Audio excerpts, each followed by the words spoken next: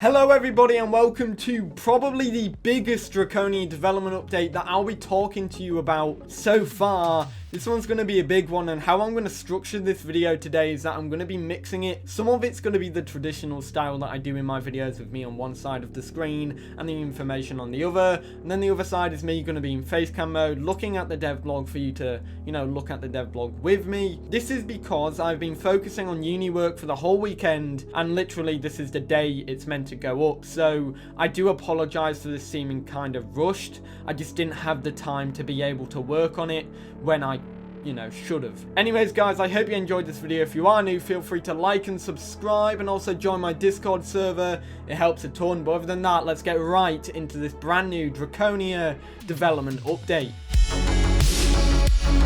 So it's been a very long time since the last development update for this game, and well, there is a lot of new news that I can be telling you about here. And let's just dive into the first one.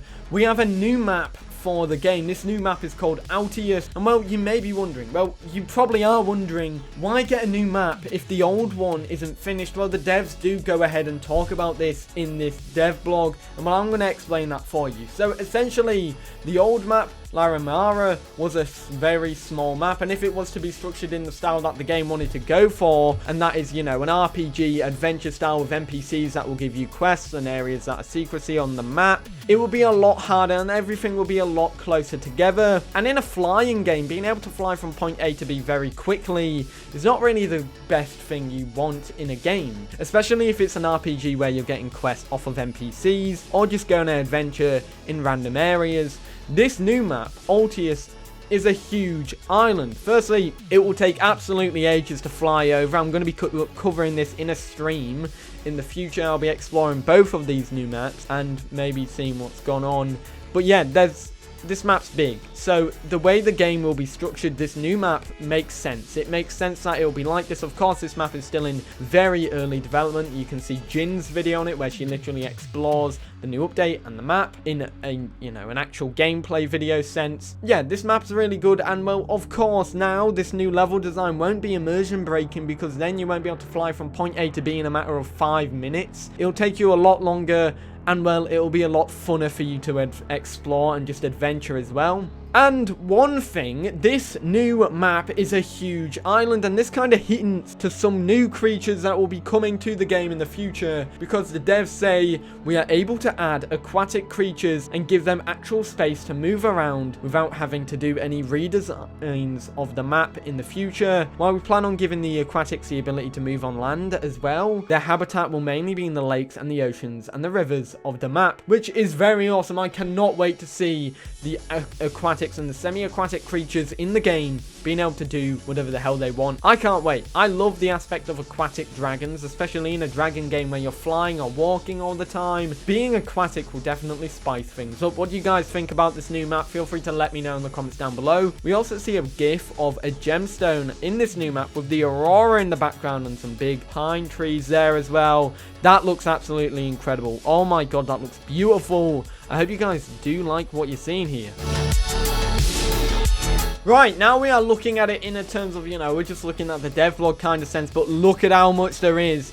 There's literally so much to talk about in this development update, so we're going to be bouncing back and forth between the things. And well, let's just talk about the abilities, the vocal calls, and resting and sleeping in the game. They've shown some nice little pictures here, which I can show you, I think. As you can see here, that sleeping or resting animation. And that's the new attack for the Eastern Dragon, which is it's a shadow kind of attack. So anyways, another large addition of the abilities, which are currently kept very simple until they have further tested and improved it, which I think is fine. It's kind of been a year since the developers have made this demo, and we've gone a year without any abilities or attacking or roars and other stuff like that. It was just walking around, but now I'm very happy that this is in the game. Maybe, just maybe, this means that we'll be seeing dragon combat now in the game. That'll be really interesting. Maybe it will work. So anyways, each character will get one melee attack and one special attack based on the element that the character represents. For the Eastern Dragon,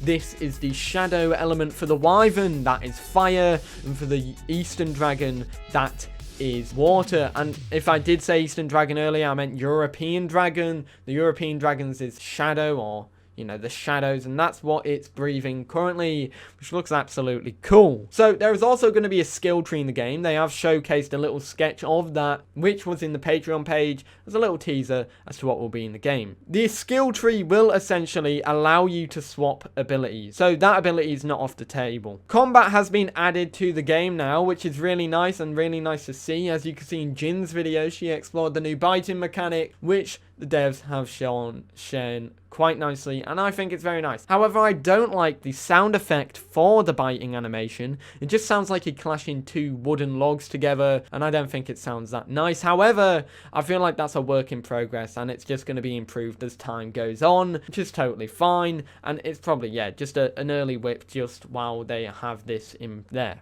Now, anyways, when you're resting and sleeping, these are recovery rates at which will allow your stamina, your healing to go up faster and recover faster. These recovery rates will be adjusted as time goes on, so don't worry about that. It just will take a little bit of time for you to recover for now. And also in the game currently for the European dragon, there is one basic call. This will expand to explore more calls, more different calls, which will be added, including different animations that will go with these calls. Kind of like the calls in dinosaur games like Path of Titans with the call wheel, or the Isle of Ema with their emotes as well. So that'll be really interesting. And essentially, you could threaten someone, you could tell them they mean no harm, or you could try and, you know, steal their treasure or threaten them if they're trying to steal your treasure, which I think is a very nice little thing to add in the game. What do you think about all these calls, and what do you think about the talking about the sleeping animation, the roaring, the new sounds, and everything like that, and the new, you know, fire breathing mechanic or shadow breathing mechanic? Feel free to let me know in the comments down below. Let's talk about something else that is coming to the game and has just been finished as well. So the Griffin, as we all know and love, the corvid jaguar kind of creature that is based off of a crow and a jaguar, and I think this is a very fresh take on the whole, you know, Griffin kind of style, and I really like it. So the Griffin, although they are working on the behemoth, and that's still in the work, the Griffin is still, and it's been finished. They've finished it, and as you can see with the pictures, it looks absolutely incredible with the fuzz and the fur and the feathers that are on this lovely, jubbly looking guy. And I can't wait to see it. This will probably definitely be in the game soon. This is a backer creature. The backer wanted a corvid jaguar or corvid panther mix, which I think looks incredible. This has definitely been a challenge to the developers to get it right, and of course people have been critical of it because they love the Griffin in its old style, and I think this is a breath of fresh air, especially for what it looks like. You know, it's nice. It's a nice little way to change it. So essentially, the colors on the Griffin are reflective, and their reflective strength is, you know, it's fully customizable, which is absolutely incredible. The skin looks really nice, the feathers look really nice, and it's just very nice to have. This is currently being rigged by the animator and will be animated and will be able to join the playable animals as probably the next playable in the game. I'm really excited for this because, of course, this is a backer creature, and it's so cool to see this backer creature come to the game and, of course, you know, just chill in the game as well, be playable, and maybe it can get some attacks and just be a nuisance overall to the dragons. I can't wait to see what comes out of it. Let me know what you think about the Griffin.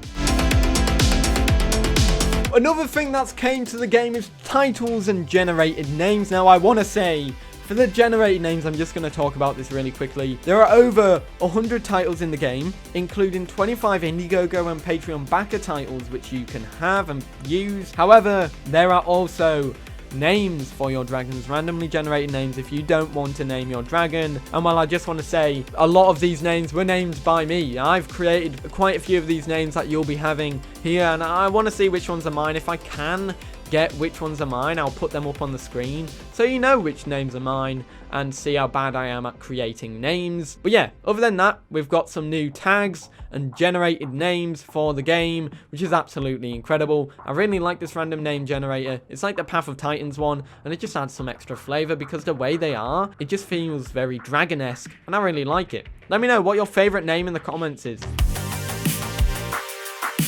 finally, we have the quality of life improvements, which Levia probably didn't think I was going to be talking about, but I'm actually going to be reading all of these for you guys, so you don't have to read over it. I'll put it on the screen now, but yeah, let's just dive right into the quality of life improvements for Draconia. So firstly, the camera can freely be moved in the character customization menu by holding the middle mouse button. Our effect and interaction system has been updated to go hand in hand with our ability system. Effects like buffs and debuffs, including their timer and stack amount, will now show on screen right next to the health bar. Field of view changes based on character speed. Photo mode has got more options, including the option to take 360 screenshots, and can now be toggled by pressing P instead of just opened.